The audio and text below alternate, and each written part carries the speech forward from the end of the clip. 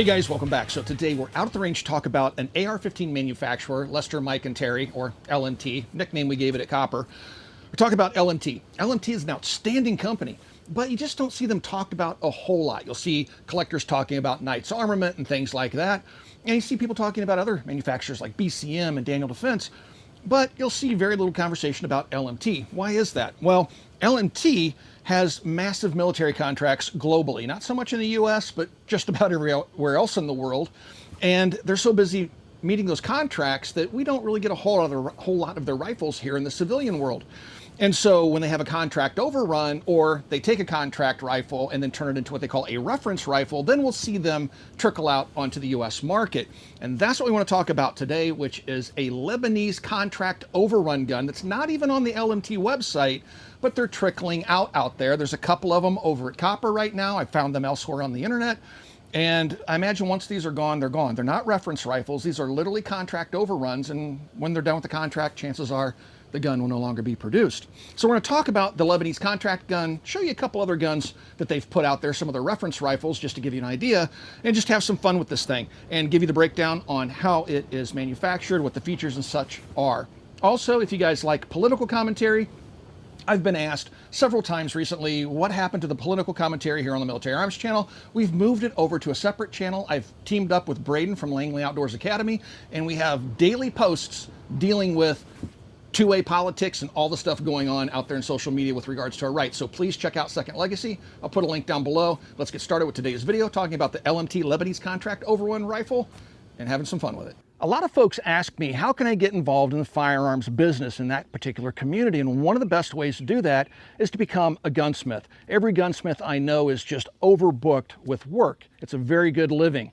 And so if you would like to become a gunsmith, you need to go to a gunsmithing school or become an apprentice for an existing gunsmith. But Modern Gun School is an accredited college that also works with veterans in the GI Bill, where you can go and get a degree from accredited college in gunsmithing and then go out and start your own gunsmithing business, which I think is a really great option. Again, throughout my entire life, gunsmiths have always been able to earn a really good living, assuming they have a really strong work ethic. So please check out Modern Gun School. I do have a link in the video description below. We do have an inside source, or a source at LMT, that's given us some idea of just how much of LMT's production goes out to the civilian market and how much of it goes to military contracts globally.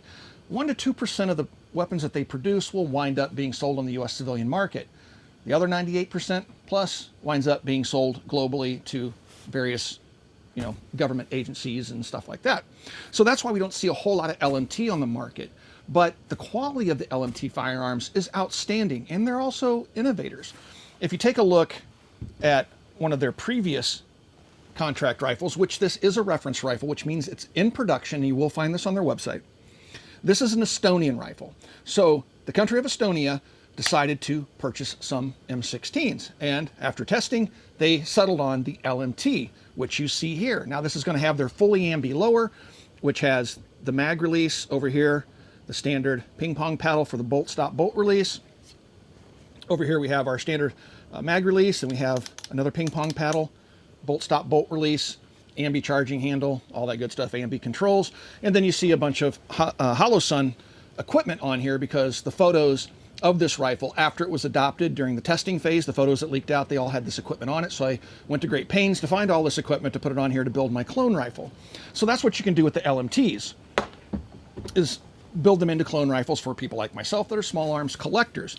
Well, the Lebanese contract rifle that I'm holding here has kind of a stripped down feature set, but what's cool about it, it's a Lebanese contract military rifle. So it was developed for a Lebanese military contract, or maybe state contract. I don't know if it went to the military, could have gone to a police agency, I don't know. Matter of fact, there's not a whole lot of information about these rifles out there. Nothing on the LMT website, done many Google searches. I can't figure out how they're even configuring these things in Lebanon. So I don't know if they're just a brand new product that just came out and there's just no information out there yet. We don't know. But what I do know is that this is a cool rifle. So let's take a closer look at the Lebanese gun. We'll go over some of the features. I'm going to set the Estonian rifle aside, and we'll do a little bit of shooting with it. But like I said, this is kind of a stripped down rifle. Doesn't have all the bells and whistles that LMT is known for. It's still a quite practical little SBR. So let's start off at the rear of the rifle and kind of move our way forward. So back here, pretty much standard modern M4 style arrangement. We have a polymer stock multi-position. Now you'll see this gray surface finish On the stock tube, that's normal. You'll find that inside the receiver as well. This is something that it's kind of a self-lubricating finish that LMT uses. Back here on the end plate, you're going to see a QD mount for a sling swivel. Then it has their, very ergonomic grip on it. The same grip would have, in some contracts, electronics inside of it, like on the New Zealand rifle, that when they set it in the rack, it'll literally tell you how many rounds the gun has fired, so you can maintain maintenance on the firearm. Kind of a cool accessory, but you don't see it in the civilian world. You'll notice that it has no ambi safety on it, has a standard T-handle, so it doesn't have the ambi handle like you'd find on some of the other reference rifles. You can see that the castle nut is properly staked on there. Coming down the side, standard mag release, port cover, no ambi controls. Over here, no ambi mag release, just a standard ping pong handle, bolt release, bolt stop. And then coming forward, or up and forward, this is where LMT really kind of, has innovated and done great things with rifles. The entire upper on this rifle is, with so many of their weapons, if not all of them, is that it is a monolithic upper. So it's all made out of one piece of aluminum, so you don't have a handguard that can rotate or be jarred if you have a bunch of equipment, lasers and hand stops and stuff like that on it. If you're really rough on it, you can actually get handguards to twist, which then would throw off laser designators and things like that, their accuracy. Well, you can't do that with an LMT. It's all one piece of aluminum, so I can mount this red dot sight all the way out here, and it's not going to change the outcome, whereas if I were to do that on just a standard rail that attaches to the receiver and is a separate unit, I can beat it up to the point where the dot's going to be nowhere near zeroed anymore. So if we come out here, has a 10.5-inch barrel underneath here. Now the profile on this is rather interesting. It's thick, narrow, and then thickens up towards the end of the barrel, so it has a multi-profile. I've seen it described as a medium/heavy profile barrel, but the gun feels very lightweight because it's only 10.5 inches in length. And then out here we have just a standard A2 type bird cage, solid on the bottom, the flash suppression cuts in the suppressor. It does come with Magpul backup sights in the box, two 30-round PMags, and then you do have QD mounts out here. So you have one on the end plate, which I like, and you have mounts on both sides of the monolithic handguard. It does come with this QD sling adapter. It was over here originally and just moved it out here to get it out of the way. And so very, very cool. Now you can still change your own barrels and stuff in these things. There are conversion kits out there if you can get barrels. This is a direct gas gun. It has a chrome lined barrel, 1-7 twist, and again 10.5 inches. So it's a very basic rifle. It doesn't have their Mars fancy lower in it, just what they call the Defender 2000 lower. But it is an outstanding quality gun. The fitment, the finish on this thing is superior to most AR-15s out there. I can't say it's superior to most. It's in the upper crust, let's say, of the best produced AR-15s out there in terms of that overall quality of fit and finish. So the downside to LMT is that they can be a little bit pricey, right?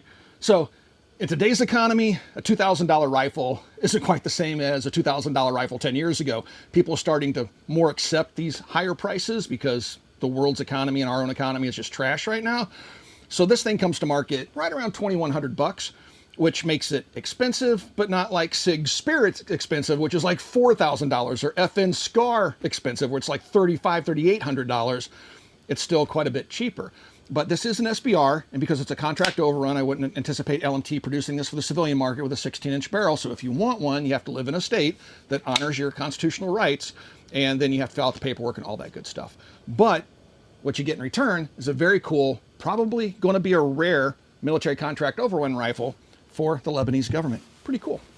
I do like to collect the LMT rifles because the reference rifles are, again, literally rifles being sold to us that were originally designed for some military contract somewhere in the world. This is easily one of my favorite AR-15s.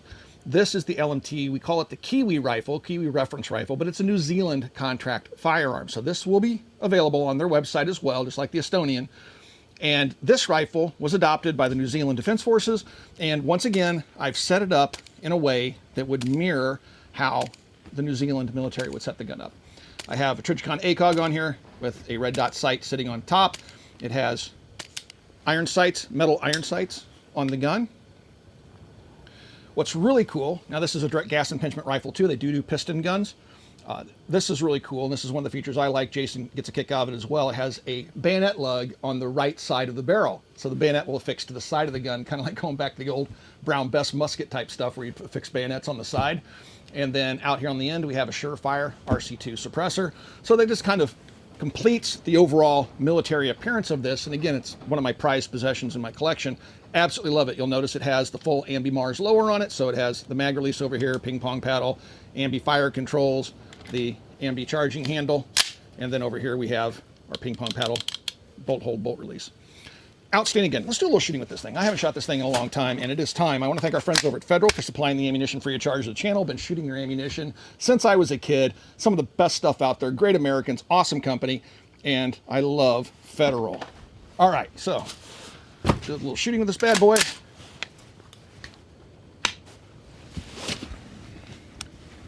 One of my favorite features of the ACOG is it likes to lose zero. Looks like she's holding it so far.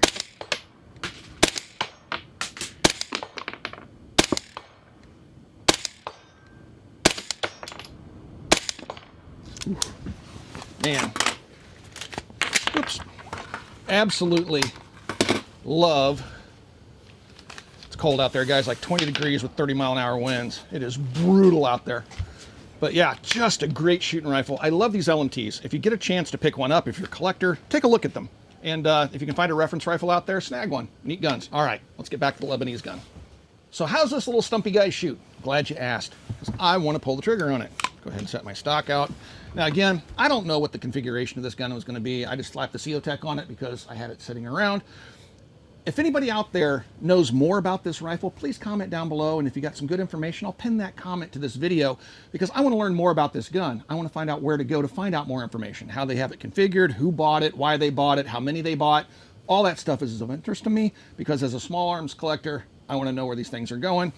And yeah, all right, so look forward to you guys out there because so many of you have such a vast amount of knowledge. And I want to tap into that if I can. All right, here we go. Bare bones, but epic in its own way.